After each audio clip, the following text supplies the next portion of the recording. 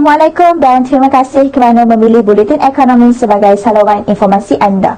Buletin kali ini saya akan membincangkan berkenaan sektor ketiga, iaitu perniagaan semasa pandemik coronavirus atau COVID-19. Macam yang kita tahu, Malaysia telah dikejutkan dengan penyebaran virus COVID-19 pada awal Mac tahun 2020. Penyebaran ini bukan sahaja menjejaskan tahap kehidupan rakyat, malah tidak terlepas juga menjejaskan ekonomi negara. Lantaran banyak juga sektor perusahaan dan perniagaan yang menghadapi masalah besar yang menyebabkan perberhentian operasi perniagaan serta-merta. Bahkan sekarang ini telah wujudnya pelbagai varian baharu yang mungkin akan memberi impak kepada sektor perniagaan akan datang.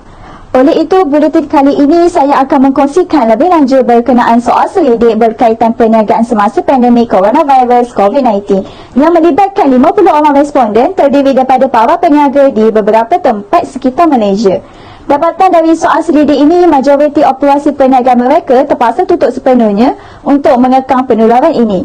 Akibat daripada penutupan operasi perniagaan ini, ramai di kalangan mereka yang mengalami kerugian yang sangat besar sehingga ada yang mengalami kerugian sebanyak 50% ke 75%. Malah tidak ketinggalan, selain daripada perniagaan yang mereka ada sekarang, mereka juga tidak mempunyai sumber mata pencaharian yang lain yang mengakibatkan perniagaan ini terpaksa memberhentikan para pekerjanya atau mengurangkan tenaga kerja mereka akibat daripada faktor kerugian yang dihadapi. Justru dengan itu, Buletin Ekonomi telah menyediakan beberapa video informasi yang akan dikongsikan oleh Fatia Nadwa dan Iki Nur Atia Husna sebagai ikhtiar untuk membantu para peniaga untuk mendapatkan maklumat lebih berkenaan ekonomi agar mereka bersedia sekiranya menghadapi peristiwa hitam sebegini di masa hadapan. Terima kasih Sarah, saya akan teruskan lagi dengan perniagaan elektronik.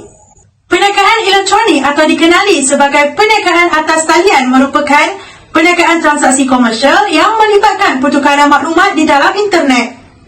Perniagaan ini juga melibatkan pasaran yang besar, iaitu melibatkan perniagaan dan pelanggan, individu persendirian dan pentadbiran awam dan mana-mana organisasi seperti NGO. Perniagaan elektronik membantu syarikat untuk mendapatkan lebih ramai pelanggan di dalam pasaran yang meluas. Antaranya, syarikat boleh menjual barangan dan perkhidmatan di dalam website sehingga boleh menembusi pasaran nasional dan antarabangsa. Contoh yang lain seperti Uber dan Grab. Kedua-duanya menawarkan perkhidmatan sebagai pemandu pelanggan. Sekian daripada saya, teruskan bersama Husna. Baiklah, saya akan teruskan dengan topik pembangunan keusahawanan.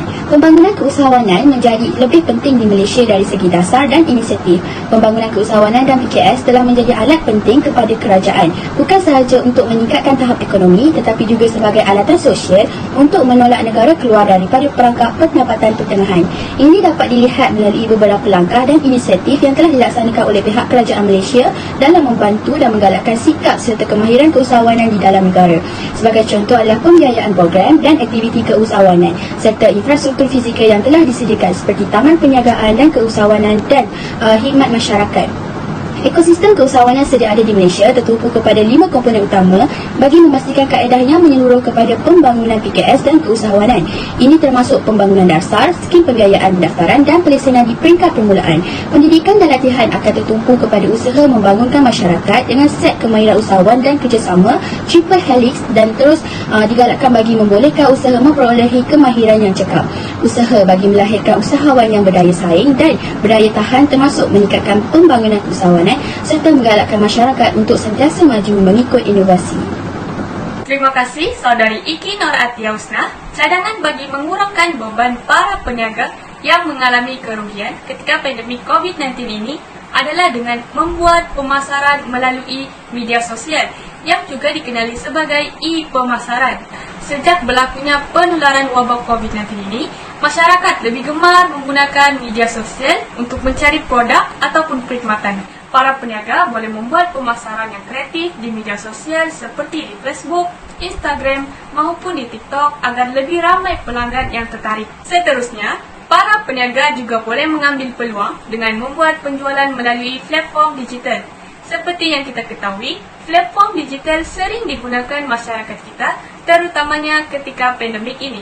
Jadi, dengan memanfaatkan penjualan melalui platform digital, para peniaga dapat meneruskan perniagaan seperti biasa. Oleh itu, para peniaga perlulah mahir dalam bidang teknologi kerana ilmu ini dapat menjamin perniagaan untuk terus bertahan dan khususnya pada waktu ketidaktentuan ekonomi domestik ini. Sekian daripada saya, teruskan bersama saudari Nur Intan Wahidah. Terima kasih saudari Faizah. Dalam situasi berhadapan dengan kemelut pandemik COVID-19 yang telah banyak menyekat mata pencarian para peniaga, Kerajaan Malaysia telah bertukus lumus memperkenalkan berbagai bantuan dan inisiatif seperti pakej rangsangan ekonomi prihatin rakyat. Pakej ini bermaklumat untuk melindungi rakyat, menjaga perniagaan dan juga memperkukuh ekonomi.